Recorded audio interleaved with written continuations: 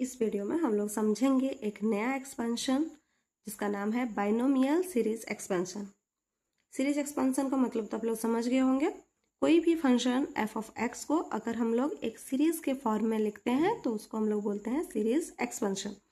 Last video में हम लोग देखे थे टेलर एक्सपेंशन, मतलब टेलर प्रोसेस के तरह किस तरह से हम लोग को एक फंक्शन को एक सीरीज के फॉर्म में लिख सकते हैं। आज हम लोग एक नया सीरीज एक्सपेंशन पढ़ेंगे जिसका नाम है बाइनोमियल सीरीज एक्सपेंशन। तो बाइनोमियल सीरीज एक्सपेंशन ज़्यादा कुछ नहीं है, ये हमारा टेलर सीरीज एक्सपेंशन का एक स्पेशल केस है। The binomial series is the special case of Taylor series when f of x is in the form 1 plus x to the power n। इसका मतलब है कि टेलर सीरीज हम लोग कोई भी f of x के लिए कर सकते हैं, पर अगर f of x इस फॉर्म में रहता है कि 1 प्लस एक्स का whole power n minus value भी हो सकता है, प्लस वैल्यू भी हो सकता है। अगर कोई f of x इस फॉर्म में दिया हुआ है तो उसको हम लोग टेलर से तो कर ही सकते हैं, उसको हम लोग बाइनोमियल सीरीज एक्सपेंशन से भी कर सकते हैं। ये ज़्यादा इजीली हो जाता है। तो अगर हम लोग का जो बाइनोमियल सीरीज एक्सपेंशन करना है कोई फंक्शन को, तो उसका फॉर्मूला हमारा ये होता है। इस तरह से हम लोग कोई सीरीज एफ ऑफ एक्स जो कि 1 प्लस एक्स का पावर n के फॉर्म में है, उसको हम लोग इस तरह से एक्सपेंड कर सकते हैं। आइए देखते हैं क्या है फॉर्मूला। तो 1 प्लस एक्स का whole power n is equal to होता है summation of r is equal to 0 to n C R x to the power r। तो सबसे पहले हम लोग इसमें समझते हैं कि कोई भी समेशन का मतलब होता है, समेशन r इक्वल टू 0 से लेके n तक का मतलब पहले r इक्वल टू 1 होगा, फिर r इक्वल टू 2 होगा, r इक्वल टू 3 होगा, सॉरी सबसे पहले r इक्वल टू 0 होगा, फिर r इक्वल टू 1 होगा, r इक्वल टू 2 होगा, ऐसे ऐसे चलता जाएगा कहाँ तक, r इक्वल टू n तक। जैसे कि यहाँ पर देख लेते हैं कैसे इसको एक्सपांड करेंगे। पहले r इक्वल टू 0 होगा, r इक्वल टू 0 होगा तो ये हो जाएगा nc0 x to the power 0। Summation है मतलब प्लस, फिर r इक्वल टू हम लोग को 1 लेना है तो nc1x, फिर हमें लेना है nc r का वैल्यू 2 x r का वैल्यू 2, फिर ऐसे ऐसे जाता जाएगा। फिर हम लोग लिखेंगे nc3x3, ऐसे चलता जाएगा। r का वैल्यू कहाँ तक जाएगा, n तक जाएगा। समेशन r इक्वल टू 0 से हम लोग शुरू किए थे, मतलब r का वैल्यू 0 से शुरू किए थे, r का फाइनल वैल्यू कहाँ तक जाएगा, n तक। तो लास्ट टर्म हमारा आएगा ncn x to the power n। अब हमारा ये NCR क्या है या फिर इसका वैल्यू कैसे निकालेंगे। NCR बराबर होता है n factorial divided by r factorial into n minus r का फैक्टोरियल। तब एक एक टर्म का वैल्यू निकालते हैं। जैसे हम लोग का सबसे पहला टर्म था NC0 होगा तो यहाँ पर n factorial divided by r है 0, मतलब 0 factorial into n minus r, n minus 0 का फैक्टोरियल। 0 का फैक्टोरियल हमें पता है 1 होता है, n माइनस 0 मतलब n फैक्टोरियल, दोनों कट जाएगा 1। तो nc0 होता है 1, n भले कुछ भी हो जाए nc0 हमेशा 1 ही होगा। नेक्स्ट हमारा nc1 का वैल्यू होता है n factorial divided by r है 1 तो 1 फैक्टोरियल इंटू n माइनस 1 का फैक्टोरियल। अब n फैक्टोरियल को हम लिख सकते हैं n इंटू n माइनस 1 का फैक्टोरियल, ये लिख सकते हैं, ठीक है। उसके बाद हम लोग का ये है n माइनस 1 का फैक्टोरियल, 1 का फैक्टोरियल होता है 1, तो ये दोनों कट जाएगा, बचेगा n। उसके बाद से हम वैसे ही nc2 का वैल्यू निकालेंगे। n फैक्टोरियल r में है 2 तो 2 factorial into n minus r तो n माइनस 2 का फैक्टोरियल। तो इसको हम लोग नीचे हो जाएगा 2 factorial n minus 2 factorial. n factorial को हम तोड़ते हैं, n minus 1, n minus 2, n minus 3, ऐसे ऐसे 1 तक जाएगा। तो आगे नहीं लिख के हम लोग इसको लिख देते हैं n माइनस 1 के बाद n माइनस 2 का फैक्टोरियल। इसको आगे नहीं लिख रहे हैं, अगर यहाँ फैक्टोरियल नहीं देते तो हम लोग फर्दर लिखते n माइनस 3, n माइनस 4, कहाँ तक जाते हैं, 1 तक जाते हैं। तो हम लोग को इतना जानने का जरूरत नहीं है क्योंकि यहाँ पर भी n माइनस 2 का फैक्टोरियल है तो ये कैंसिल आउट हो जाएगा। तो ये हो जाएगा n माइनस। अब इसके बाद हमारा NC3 भी ऐसे ही निकालेंगे जैसे NC2 आ गया, क्या आ गया n minus 1 2 factorial. Similarly NC3 आ जाएगा n minus 1 n minus 2 3 factorial. NC4 आ जाएगा n-1, n-2, n-3 4 फैक्टोरियल। मतलब अगर यहाँ 3 है तो ये n-2 तक चलेगा और नीचे वही n r का फैक्टोरियल होगा। समझ आएगा? मतलब कोई भी हम लोग निकालेंगे n से r का वैल्यू तो ये n, n-1, n-2 कहाँ तक चलेगा? n माइनस यहाँ जो लिखे रहेंगे r उससे एक कम तक चलेगा और नीचे वही r फैक्टोरियल रहेगा। n सी n हमारा हो जाएगा n factorial divided by r factorial मतलब n फैक्टोरियल और n माइनस n फैक्टोरियल। तो n कट जाएगा, ये हो जाएगा 0 फैक्टोरियल और 0 फैक्टोरियल का वैल्यू होता है 1, तो 1/1 1 हो जाएगा। तो हम लोग का अगर ये सारा वैल्यू पुट करेंगे तो यहाँ पर क्या था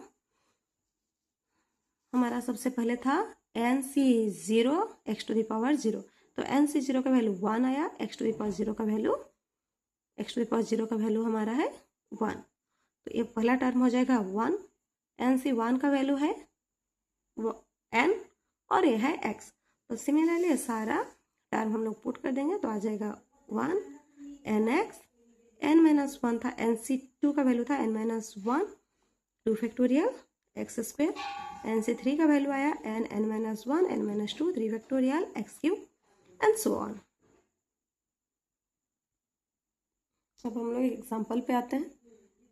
क्वेश्चन है f of x equal to 1 plus x का होल स्क्वायर। तो यहाँ पर n का वैल्यू है 2, तो 1 प्लस x 2। तो जो समेशन है r इक्वल टू 0 से लेकर n तक चलता है तो n है 2 मतलब 2 तक चलेगा। ncr x⁻r। तो सबसे पहले r के बदले हम क्या पुट करेंगे 0, तो ये हो जाएगा nc0 x⁻0 प्लस r के बदले क्या पुट करेंगे, r के बदले हमको पुट करना है 1, तो यह आ जाएगा nc1 x⁻1। फिर r के बदले 2 पुट करना है तो यह आ जाएगा nc2 x⁻2।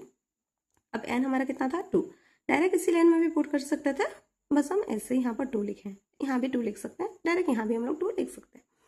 तो ये हो जाएगा 2c0 x⁻0 2c1 x 2c2 x²। हमें पता है nc0 और ncn का वैल्यू हमेशा 1 ही होता है, चाहे यहाँ पर n का वैल्यू कुछ भी हो। अगर ऊपर नीचे दोनों जगह n है तो ये 1 होता है और अगर नीचे 0 है तब भी ये 1 होता है। तो ये दोनों वैल्यू तो 1 हो गया। nc1 का वैल्यू निकालते हैं 2c1 का हो जाएगा 2 factorial divided by r factorial into 2 minus 1 का फैक्टोरियल। तो ये आ जाएगा 2 इंटू 1 फैक्टोरियल, इधर भी आ जाएगा 1 फैक्टोरियल। तो ये आंसर हो जाएगा 2। तो अगर ये तीनों वैल्यू पुट करेंगे तो हमारे पास आ जाएगा, ये है 1 x⁻0 है 1, तो ये आ जाएगा 1, ये है हमारा 2, तो यहाँ से आएगा 2x, इसका वैल्यू है 1 तो ये आ जाएगा x²। इससे भी हमें पता है 1 प्लस x का होल स्क्वायर होता है 1 प्लस 2ab मतलब 2x प्लस b² मतलब x²। बढ़ते हैं नेक्स्ट क्वेश्चन की ओर। नेक्स्ट क्वेश्चन हमारा है f of x is equal to 1 minus x to the power n। तो यहाँ पर सेम क्वेश्चन है, बट यहाँ पर x के बदले हमारा क्या है, इसको हम इस फॉर्म में लिख सकते हैं 1 plus minus x to the power n, मतलब x के बदले हमारा क्या है माइनस x है। तो हमारा जो फॉर्मूला है वैसे ही तोड़ेंगे, r का वैल्यू 0 रख के r का वैल्यू 1 रख के, बस x के बदले हम क्या लिखते जाएंगे माइनस x। ये सब का वैल्यू तो अभी भी वही रहेगा, nc0 का 1, nc1 का n, nc2 का n, n-1 2 फैक्टोरियल। बस हमारा चेंजेस किसमें होगा x में। यहाँ पर तो ये आ जाएगा 1 nc0 ही रहेगा, x⁻0 हमारा 1 होता है। यहाँ पर x माइनस x का पावर 1 है तो माइनस x का पावर 1 बराबर होता है माइनस x। तो इसीलिए यहाँ पर हो गया है nc1 हम रखे हैं, x के बदले हम क्या लिखे हैं माइनस x। यहाँ पर माइनस x का स्क्वायर था तो माइनस x का स्क्वायर बराबर होता है प्लस x², इसीलिए यहाँ पर nc2 प्लस x² हो गया। सिमिलरली माइनस x का क्यूब होता है माइनस ऑफ x³, इसीलिए यहाँ पर माइनस ऑफ x³ हो गया। मतलब अगर 1 minus x to the power n रहे तो सब कुछ एज इट इज रहेगा, बस सारे 0 वाला टर्म प्लस होगा, फिर माइनस प्लस ऑल्टरनेट चलेगा। बाकी nc0 nc1 nc2 nc3 सबका वैल्यू सेम रहेगा। बढ़ते हैं नेक्स्ट क्वेश्चन के। नेक्स्ट क्वेश्चन हमारा नेगेटिव पावर में है। F of x is equal to 1 plus x minus 1। तो 1 plus x to the power n हमें पता है ये होता है एन सी 0। इसको हम लोग तोड़ के ए वाला वैल्यू हम लोग निकाल चुके थे कि पहला होता है एन 1, फिर होता है एन एक्स, फिर होता है एन माइनस 1। एक इसका वैल्यू होता है एन सी 2 का एक्स स्क्वायर, फिर ये है एन सी 3 का N minus 1 N minus 2 3 factorial X cube. इसको हम लोग थोड़ा याद रख लेंगे क्योंकि बार बार N C 0 N C 1 N C 2 का वैल्यू हमें ताकि निकालना नहीं पड़ेगा। अब यहाँ पर n का वैल्यू क्या है -1 है, तो हर जगह जहाँ भी n है सब में क्या पुट कर देना -1। यहाँ पर अगर -1 करेंगे तो ये आ जाएगा -1। यहाँ पर n के बदले -1, n के बदले -1 और ये -1 ऑलरेडी था, n के बदले -1, यहाँ पर भी -1, यहाँ पर भी -1 पुट कर दिया तो ये आ जाएगा 1 माइनस एक्स, यहाँ से आएगा -1 जब करेंगे तो ये होगा -2 के साथ -1 मल्टीप्लाई में है तो ये हो जाएगा +2 फैक्टोरियल एक्स स्क्वायर। यहाँ से आएगा ये -1, ये आएगा -2, ये आएगा -3 x cube.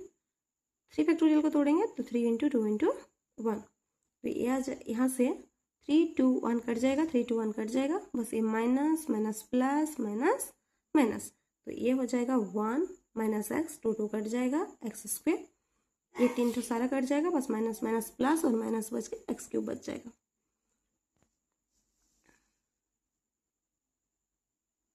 Next f of x is equal to 1 minus x to the power -1।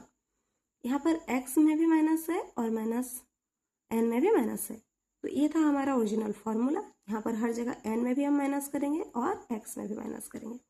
सारा n में भी -1 किए हैं और x में -x किए हैं। n में -1 किए हैं, ये -1 -1 -1 -2 -1 -2 इससे पहले वाला क्वेश्चन जैसे था। कितना हो गया?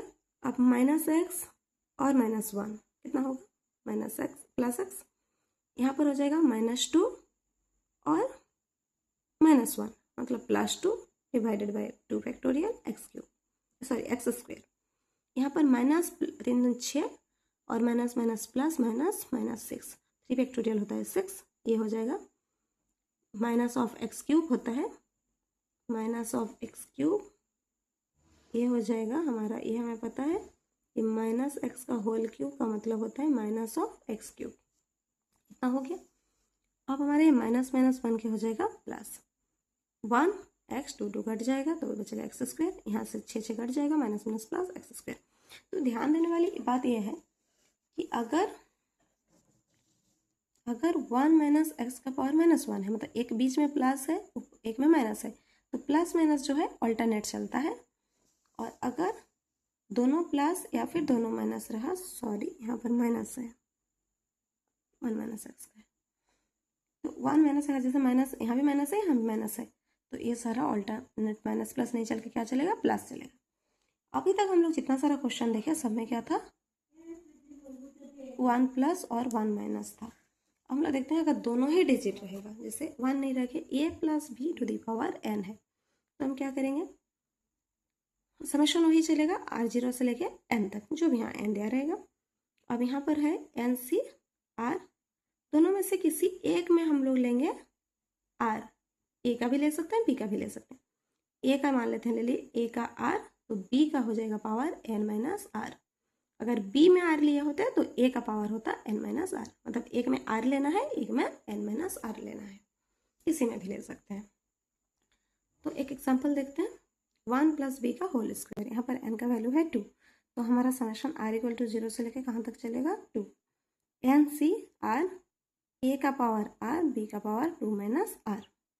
तो सबसे पहले r का वैल्यू 0 लेंगे तो हो जाएगा, n का वैल्यू है 2, 2c 0, a का पावर 0 0 है, a का पावर 0, b का पावर 2, फिर आ जाएगा 2c, r का वैल्यू लेंगे 1, r का अगर वैल्यू लेंगे 1 तो a का पावर आएगा 1, b का पावर आएगा 2 - 1 मतलब 1, फिर आ जाएगा 2c2, a का वैल्यू हो जाएगा 2, b का वैल्यू हो जाएगा 0, तो ये हो जाएगा